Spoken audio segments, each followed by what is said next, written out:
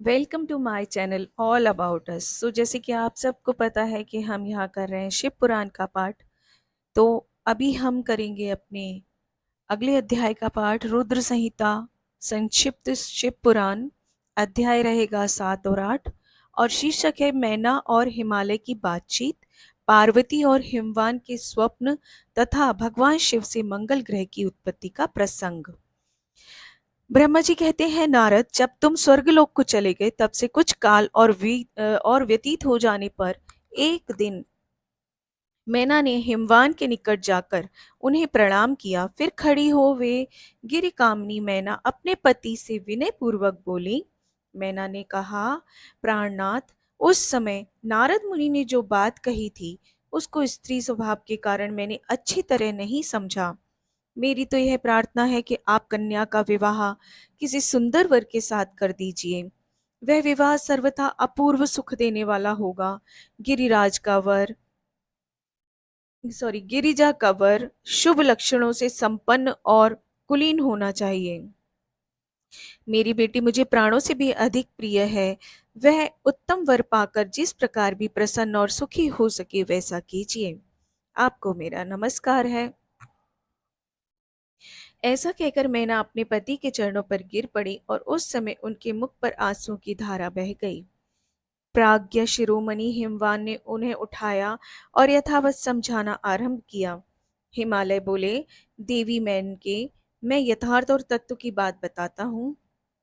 सुनो, भ्रम छोड़ो। मुनि की बात कभी झूठी नहीं हो सकती। यदि बेटी पर तुम्हें स्नेह है तो उसे सादर शिक्षा दो कि वे भक्ति पूर्वक सुस्थिर चित्त से भगवान शंकर के लिए तप करे। हे मेनके, यदि भगवान शिव प्रसन्न होकर काली का पाणी ग्रहण कर लेते हैं तो सब शुभ ही होगा। नारद जी का बताया हुआ अमंगल या अशुभ नष्ट हो जाएगा। शिव के समीप सारे अमंगल सदा मंगल रूप में हो जाते हैं। इसलिए तुम पुत्री को शिव की प्राप्ति के लिए तपस्या करने की शीघ्र शिक्षा दो।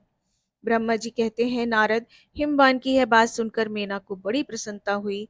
वे तपस्या में रुचि उत्पन्न करने के लिए पुत्री को उपदेश देने के निमित्त उसके पास गईं। परंतु बेटी के सुकुमार अंग पर दृष्टिपात करके मैना के मन में बड़ी व्यथा हुई। उसके दोनों नेत्रों में तुरंत आंसू भर गए। फिर तो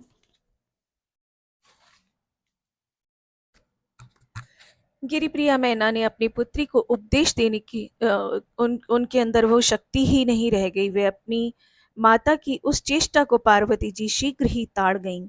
तब वे सर्वज्ञ परमेश्वरी कालिका देवी माता को बारंबार आश्वासन देकर बोली। पार्वती ने कहा, माँ, तुम बड़ी समझदार हो, मेरी यह बात सुनो। आज पिछली रात्रि के समय ब्रह्म मुहूर्त में मैंने एक स्वप्न देखा है, मैं उसे बताती हूँ। माताजी, स्वप्न में एक दयालु और तपस्वी ब्राह्मण ने मुझे शिव की प्रसन्नता के लिए उत्तम तपस्या करने का प्रसन्नता पूर्वक उपदेश दिया है।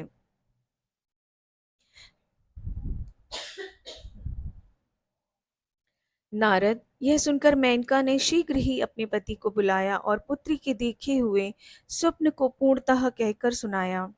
मेनका के मुख से पुत्री के स्वप्न को सुनकर गिरिराज हिमालय बड़े प्रसन्न हुए और अपनी प्रिय पत्नी को समझाते हुए गिरिराज ने कहा, हे प्रिय, पिछली रात में मैंने भी एक स्वप्न देखा है।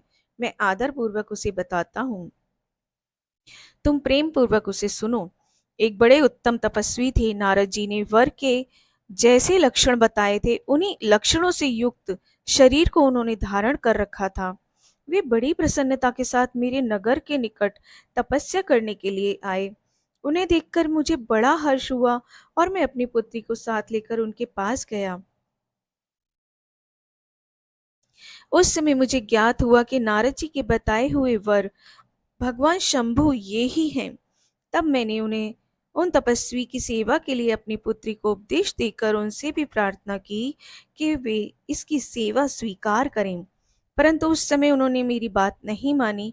इतने में ही वहां सांख्य और वेदांत के अनुसार बहुत बड़ा विवाद छिड़ गया। तदनंतर उनकी आज्ञा से मेरी बेटी वहीं रह गई और अपने हृदय में उन्हीं की कामना रखकर भक्ति पूर्वक उन्हीं की सेवा करने लगी। सुमुखी, यही मेरा देखा हुआ स्वप्न है जिसे मैंने तुम्हें बता दिया। अतः प्रिय, मैंने कुछ काल तक इस स्वप्न के फल की प्रतीक्षा परीक्षा करनी चाहिए। इस समय यही उचित जान पड़ता है। तुम निश्चित समझो, यही मेरा विचार है। ब्रह्मा जी कहते हैं, मुनीश्वर नारद, ऐसा कहकर गिरिराज हिमवान और मैना का शुद्ध हृदय से उस स्वप्न के फल की परीक्षा और प्रतीक्षा करने लगे। हे देवर्षि, शिव भक्ति शिरोमणि भगवान शंकर का यश परम पावन मंगलकारी भक्तिवर्धक और उत्तम है। तुम इसे आदर पूर्वक सुनो। दक्ष यज्ञ से अपने निवास स्थान कैलाश पर्वत पर आकर भगवान शंभु प्रिया विरह से कातर हो गए और प्राणों से भी अधिक प्यारी सती देवी का हृदय से चिंतन करने लगे। अपने पार्षदों को बुलाकर सती के लिए शोक करते हुए उनके प्रेमवर्धक गुणों का अत्यंत प्रीतिपूर्वक वर्णन करने लगे। यह सब उन्होंने सांसारिक गति को दिखाने के लिए किया। फिर गृहस्थ आश्रम की सुंदर स्थिति और नीति रीति का परित्याग करके वे दिगंबर हो गए और सब लोकों में उन्मत्त की भांति भ्रमण करने लगे। लीला कुशल होने के कारण विरही की अवस्था का प्रदर्शन करने लगे।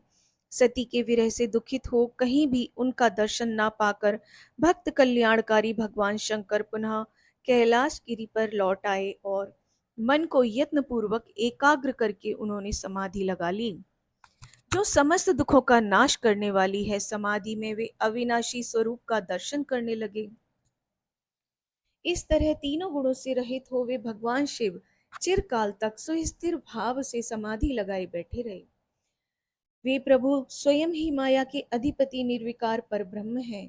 तदनंतर जब असंख्य वर्ष व्यतीत हो गए, तब उन्होंने समाधि छोड़ी। उसके बाद तुरंत ही जो चरित्र हुआ उसे मैं तुम्हें बताता हूँ। भगवान शिव के ललाट से उस समय श्रम जनित पसीने की एक बूंद पृथ्वी पर गिरी और तत्काल एक शिशु के रूप में परिणित हो गई।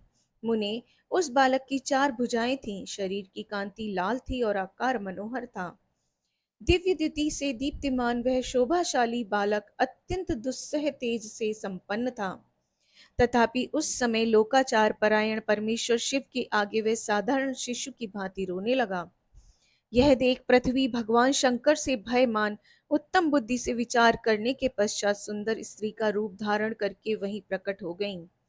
उन्होंने उस सुंदर बालक को तुरंत उठाकर अपनी गोद में रख लिया और अपने ऊपर प्रकट होने वाले दूध को ही स्तन्य के रूप में उसे पिलाने लगी। उन्होंने स्नेह से उसका मुंह चूमा और अपना ही बालक मान हंस हंस उसे खिलाने लगी। परमेश्वर शिव का हित साधन करने वाली पृथ्वी देवी सच्चे भाव से स्वयं उसकी माता बन गई। संसार की सृष्टि करने वाले परम कौतुकी और विद्वान अंतर्यामी शंभु वह चरित्र देखकर हंस पड़े और पृथ्वी को पहचान कर उनसे बोले, धरणी, तुम धन्य हो, मेरे इस पुत्र का प्रेम पूर्वक पालन करो। यह श्रेष्ठ शिशु मुझ महातेजस्वी शंभु के श्रम जल पसीने से तुम्हारे ही ऊपर उत्पन्न हुआ है। हे वसुधे, यह प्रियकारी बालक यद्यपि मेरे श्रम जल से प्रकट हुआ है, तथापि तुम्हारे नाम से ही तुम्हारे ही पुत्र के रूप में इसकी ख्याति होगी। यह सदा त्रिविध तापों से रहित होगा, अत्यंत गुणवान और भूमि देने वाला होगा। यह मुझे भी सुख प्रदान करेगा। तुम इसे अपनी रुचि के अनुसार ग्रहण करो। ब्रह्मा जी कहते हैं, नारद, ऐसा कहकर भगवान शिव चुप हो गए।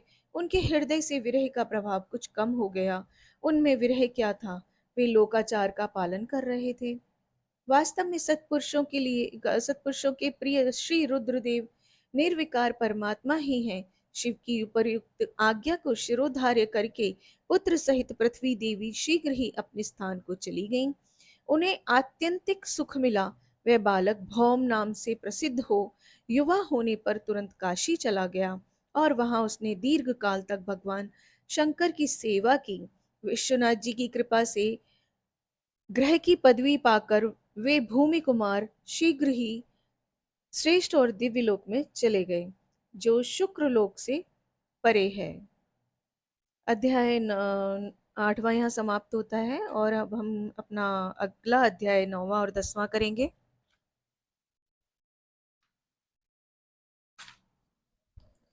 जिसका शीर्षक है भगवान शिव का गंगा अवतरण तीर्थ में तपस्या के लिए आना।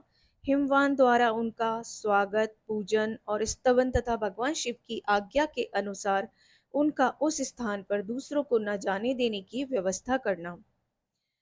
तो ब्रह्मा जी कहते हैं, नारद, हिमवान की पुत्री लोक पूजित शक्ति स्वरूपा पार्वती हिमालय के घर में रहकर बढ़ने लगी। तब उनकी अवस्था 8 वर्ष की हो गई। तब सती के विरह से कातर हुए शंभु को उनके जन्म का समाचार मिला। नारद, उस अद्भुत बालिका का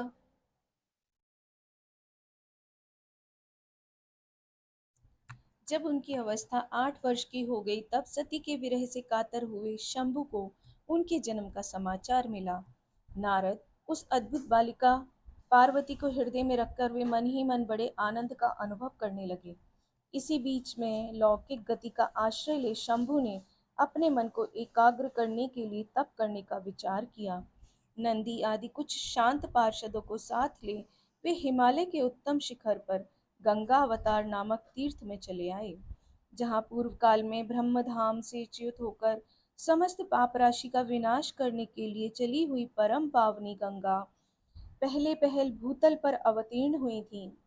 जितेंद्रिय हर ने वहीं रहकर तपस्या आरंभ कर दी।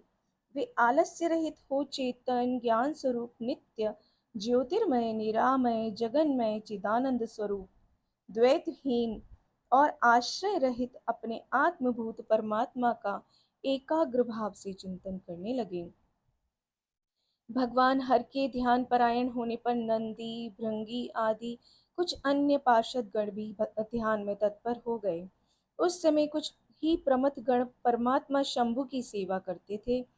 वे सब के सब मौन रहते और एक शब्द भी नहीं बोलते थे। कुछ द्वारपाल हो गए थे। इसी समय गिरिराज हिमवान उस औषधि बहुल शिखर पर भगवान शंकर का शुभागमन सुनकर उनके प्रति आदर की भावना से वहां आए। आकर सेवकों सहित गिरिराज ने भगवान रुद्र को प्रणाम किया, उनकी पूजा की और अत्यंत प्रसन्न हो हाथ जोड़ उनका सुंदर स्तवन किया। फिर हिमालय ने कहा, प्रभु, मेरे सौभाग्य का उदय हुआ है जो आप यहाँ पधारे हैं। आपने मुझे सनाथ कर दिया, क्यों न हो। महात्माओं ने यह ठीक ही वर्णन किया है कि आप दीन वत्सल हैं। आज मेरा जन्म सफल हो गया, आज मेरा जीवन सफल हुआ है और आज मेरा सब कुछ सफल हो गया, क्योंकि आपने यहाँ पदार्पण करने का कष्ट उठाया है। हे महेश्वर, आप मुझे अपना दास समझकर शांत भाव से मुझे सेवा के लिए आज्ञा दीजिए। मैं बड़ी प्रसन्नता से अनन्य चित्त होकर आपकी सेवा करूंगा। ब्रह्मा जी कहते हैं, नारद, गिरिराज का यह वचन सुनकर महेश्वर ने किंचित आंखें खोली और सेवकों सहित हिमवान को देखा। सेवकों सहित गिरिराज को उपस्थित देख ध्यान योग में स्थित हुए जगदीश्वर वृषभध्वज ने मुस्कुराते हुए कहा, महेश्वर बोले, शैलराज, मैं तुम्हारे शिखर पर एकांत में तपस्या करने के लिए आया हूँ। तुम ऐसा प्रबंध करो जिससे कोई भी मेरे निकट ना आ सके। तुम महात्मा हो, तपस्या के धाम हो और मुनियों, देवताओं, राक्षसों और अन्य महात्माओं को भी सदा आश्रय देने वाले हो। द्विज आदि का तुम्हारे ऊपर सदा ही निवास रहता है। तुम गंगा से अभिषिक्त होकर सदा के लिए पवित्र हो गए हो। दूसरों का उपकार करने वाले तथा संपूर्ण पर्वतों के सामर्थ्यशाली राजा हो। गिरिराज, मैं यहाँ गंगावतरण स्थल में तुम्हारे आश्रित होकर आत्म संयम पूर्वक बड़ी प्रसन्नता के साथ तपस्या करूंगा। शैलराज, गिरिश्रेष्ठ, जिस साधन से यहाँ मेरी तपस्या बिना किसी विघ्न बाधा के चालू रह सके, उसे इस समय प्रयत्न पूर्वक करो। पर्वत प्रवर, मेरी यही सबसे बड़ी सेवा है। तुम अपने घर जाओ और मैंने जो कुछ कहा है उसका उत्तम प्रीति से यत्न पूर्वक प्रबंध करो। ब्रह्मा जी कहते हैं, नारद, ऐसा कहकर सृष्टिकर्ता जगदीश्वर भगवान शंभु चुप हो गए। उस समय गिरिराज ने शंभु से प्रेम पूर्वक यह बात कही, जगन्नाथ, परमेश्वर, आज मैंने अपने प्रदेश में स्थित हुए आपका स्वागत पूर्वक पूजन किया है। यही मेरे लिए महान सौभाग्य की बात है। अब आपसे और क्या प्रार्थना करूं? महेश्वर, कितने ही देवता बड़े बड़े यंत्र का आश्रय ले महान तप करके भी आपको नहीं पाते। वे ही आप यहाँ स्वयं उपस्थित हो गए। मुझसे बढ़कर श्रेष्ठ सौभाग्यशाली और पुण्यात्मा कोई दूसरा नहीं है। क्योंकि आप मेरे पृष्ठभाग पर तपस्या के लिए उपस्थित हुए हैं। हे परमेश्वर, आज मैं अपने को देवराज इंद्र से भी अधिक भाग्यवान मानता हूँ, क्योंकि सेवकों सहित आपने यहाँ आकर मुझे अनुग्रह का भागी बना दिया है। हे देवेश, आप स्वतंत्र हैं। यहाँ बिना किसी विघ्न बाधा के उत्तम तपस्या कीजिए। प्रभु, मैं आपका दास हूँ, अतः सदा आपकी आज्ञा के अनुसार ही मैं आपकी सेवा करूंगा। ब्रह्मा जी कहते हैं, नारद ऐसा कहकर गिरिराज हिमालय तुरंत अपने घर को लौट गए। उन्होंने अपनी प्रिया मैना को बड़े आदर से यह सारा वृतांत कह सुनाया। तत्पश्चात शैलराज ने साथ जाने वाले परिजनों और समस्त सेवक गणों को बुलाकर उन्हें ठीक ठाक समझाया। हिमालय बोले, आज से कोई भी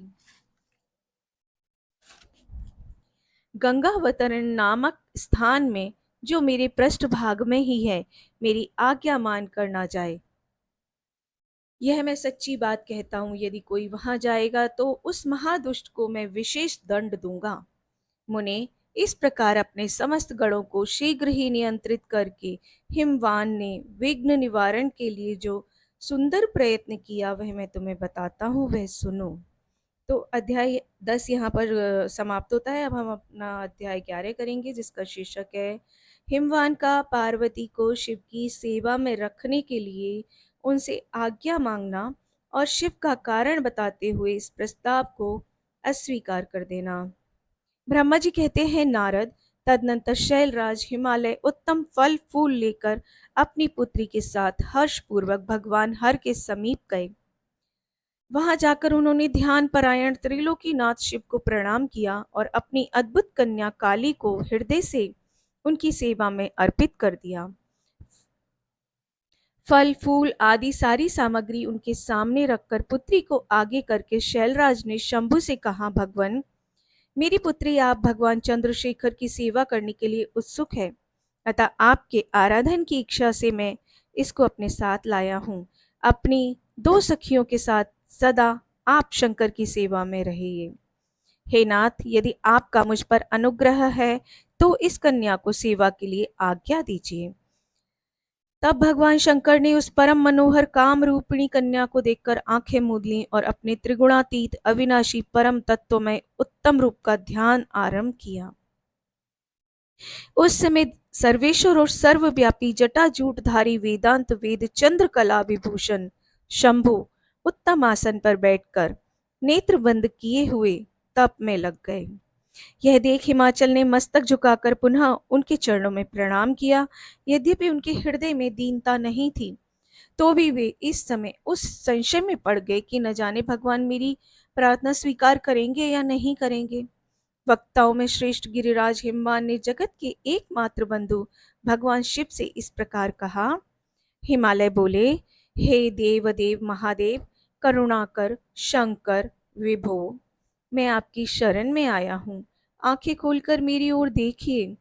शिव, सर्व महेशान, जगत को आनंद प्रदान करने वाले प्रभु, हे महादेव, आप संपूर्ण आपत्तियों का निवारण करने वाले हैं।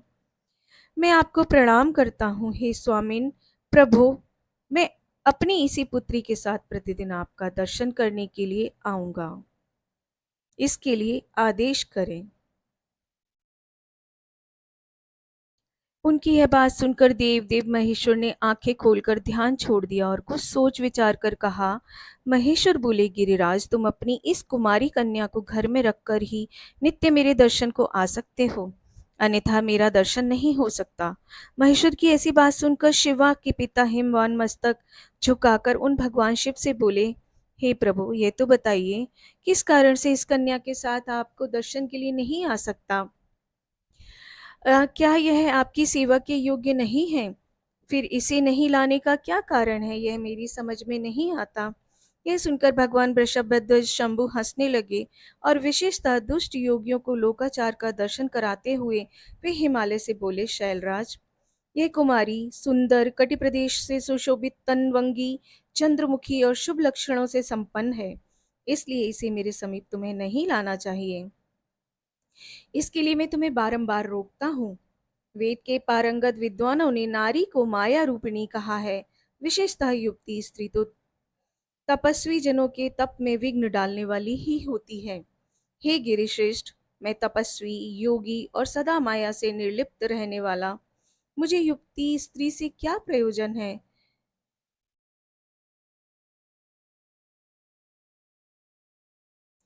तपस्वियों के श्रेष्ठ आश्रय हिमालय, इसलिए फिर मैं तुम्हें ऐसी बात नहीं करनी चाहिए, क्योंकि तुम वेदोक्त धर्म में प्रवीण, ज्ञानियों में श्रेष्ठ और विद्वान हो। अचल राज, स्त्री के संग से मन में शीघ्र ही विषय वासना उत्पन्न हो जाती है।